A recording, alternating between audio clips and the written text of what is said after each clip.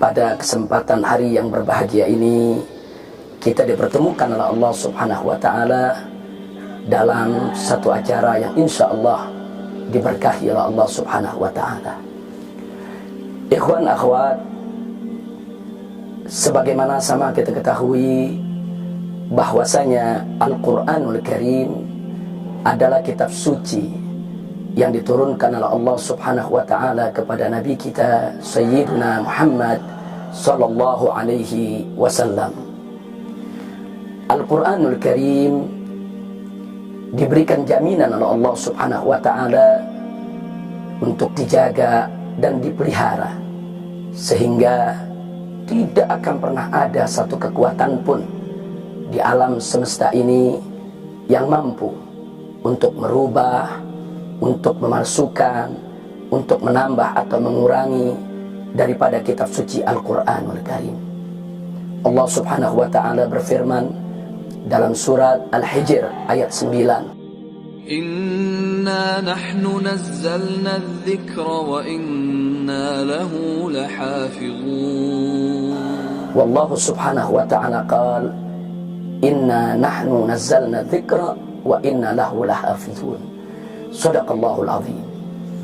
Luar biasa jaminan ilahi untuk daripada otentisitas Al-Quranul Karim. Keotentikannya, keorisinalannya betul-betul dijaga oleh Allah Subhanahu wa Ta'ala.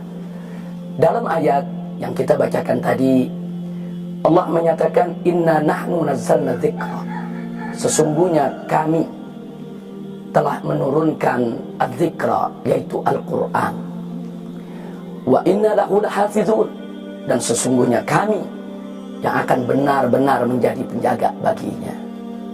Ikhwan akhwat rahimakumullah, di dalam ayat ini Allah Subhanahu wa Ta'ala menggunakan kata inna atau nahnu, atau dalam bahasa Indonesianya kata kami.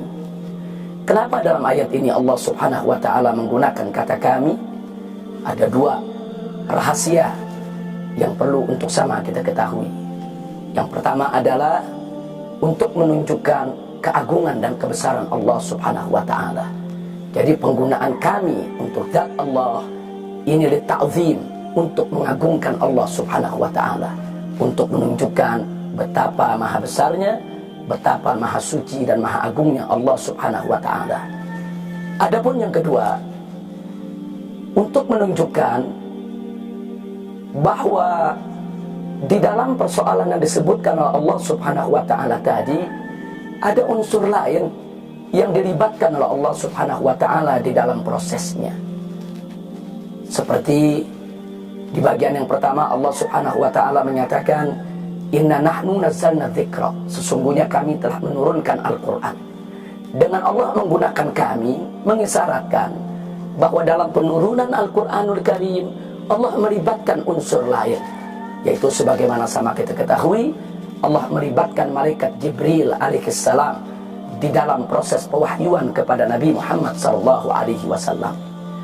Begitu juga tatkala Allah Subhanahu wa Ta'ala menyatakan wa inna lahu lahafizun, dan sesungguhnya kami yang akan menjadi penjaga bagi Al-Quran tersebut. Kami akan menjaganya, memeliharanya. Penggunaan kata kami di sini menunjukkan ada unsur lain yang dilibatkan oleh Allah Subhanahu wa Ta'ala di dalam penjagaan dan pemeliharaan Al-Quranul Karim. Unsur apa gerangan? Salah satu unsur yang Allah libatkan di dalam penjagaan Al-Quranul Karim adalah betapa Allah telah menganugerahkan kepada hamba-hambanya yang dikehendaki oleh Allah Subhanahu wa Ta'ala berupa hafalan Al-Quran sebanyak 30 juz. Subhanallah, subhanallah, begitu banyak hamba-hamba Allah di atas muka bumi ini sejak zaman Nabi Muhammad SAW sampai zaman kita sekarang ini. Allah anugerahkan kemampuan menghafal Al-Quran 30 juz. Para penghafal Al-Quran itu adalah unsur yang dilibatkan oleh Allah Subhanahu wa Ta'ala di dalam menjaga dan memelihara Al-Quranul Karim. Oleh karenanya, kedudukan daripada penghafal Al-Quran begitu mulia di sisi Allah dan di sisi Rasulnya, karena peran mereka yang begitu luar biasa di dalam turut serta menjaga dan memelihara Al-Quranul Karim dengan izin Allah Subhanahu wa Ta'ala. Ikhwan wa akhwat, para pemirsa radio maupun TV Rasil yang tercinta, satu hal yang tidak boleh kita lupakan di dalam catatan sejarah, betapa sejak lama hingga kini banyak pihak-pihak yang memusuhi Islam berupaya untuk memasukkan Al-Quran, untuk merubah-rubah Al-Quranul Karim.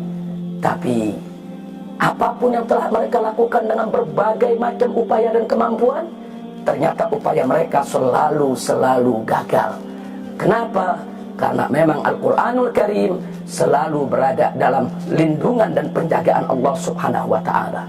Jangankan untuk dipalsukan, jangankan untuk dikurangi atau ditambah-tambah, diubah-ubah. Bahkan terjadi di beberapa negeri penerbit daripada percetakan Al-Quran secara tidak sengaja melakukan kesalahan dalam cetakan, hanya kesalahan satu harakat. Kemudian begitu mushaf tersebut disebar, yaitu di tengah masyarakat, tidak sampai satu hari tiba-tiba ditemukan kesalahan tersebut. Subhanallah, ini merupakan kehendak Allah. Allah gerakan para penghafal Al-Qurannya. Ada yang melihat mushaf tersebut, membuka lembarannya, tiba-tiba membaca satu ayat berbeda dengan apa yang dihafal. Kemudian si penghafal ini bertanya, ini yang mana yang salah? Apakah cetakan yang salah atau hafalannya yang salah? Kemudian dicoba cocokkan dengan mushaf-mushaf yang lain. Ternyata begitu dicocokkan dengan mushaf yang lain, ya memang mushaf tersebut salah cetak. Ternyata hafalannya tidak salah. Akhirnya perkara tersebut dilaporkan kepada yang berwenang, kepada kementerian terkait di negeri tersebut, dan akhirnya mushaf yang salah cetak tadi ditarik kembali daripada peredaran. Subhanallah, begitulah salah satu cara Allah bagaimana Allah Subhanahu wa Ta'ala menjaga dan memelihara Al-Quran. Oleh karenanya, mari sama-sama kita berikan motivasi, dorongan kepada anak-anak kaum muslimin di berbagai negeri untuk berlomba-lomba menghafal Al-Quranul Karim. Dan jangan lupa kita berikan apresiasi kepada guru-guru tahfidz, kepada ulama-ulama penghafal Al-Quran, dan kepada para santri yang sedang melakukan upaya untuk menghafal Al-Quran. Hargai mereka, hormati mereka, muliakan mereka, bantu segala macam kemudahan untuk mereka, karena mereka adalah orang-orang yang dipilih, dikehendaki oleh Allah untuk terlibat di dalam menjaga dan memelihara Al-Quranul Karim. Dan akhirnya satu kenyataan sejarah yang tidak boleh kita lupa, manakala negara-negara imperialis mendatangi negeri-negeri Islam di berbagai belahan dunia ketika itu, mereka membakar mushaf-mushaf Al-Quran di berbagai negeri. Mereka bakar, sampai-sampai dalam sejarah disebutkan saking banyaknya kitab dan saking banyaknya mushaf Al-Quran yang mereka bakar, kemudian mereka lemparkan semua itu ke lautan. Akhirnya air laut berubah berwarna hitam, saking banyaknya, yaitu debu daripada hasil pembakaran mushaf yang mereka lakukan. Kenapa mereka lakukan itu? Tujuan mereka ingin melenyapkan Al-Quran dari tengah kaum muslimin. Mereka ingin menghilangkan Al-Quran dari tengah kaum muslimin. Tapi mereka tidak tahu kalau Al-Quran itu dijaga oleh Allah Subhanahu wa Ta'ala bukan hanya di balik lembaran-lembaran mushaf, tapi di hati-hati kaum muslimin, di benak-benak kaum muslimin yang tidak akan pernah mereka mampu untuk menjamahnya atau untuk menghapusnya. Subhanallah, walhamdulillah, wala ilaha illallah, wallahu akbar. Demikian pertemuan kita pada kesempatan hari yang berbahagia ini.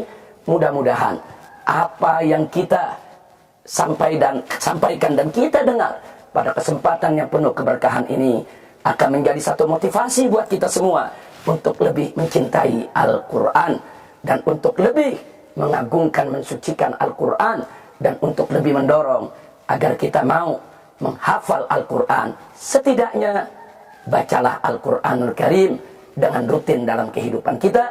Jadikan Al-Quran sebagai bagian kehidupan kita yang tidak terpisahkan. Hadani Allah wa iyyakum ila siratikal mustaqim. Wassalamualaikum warahmatullahi wabarakatuh.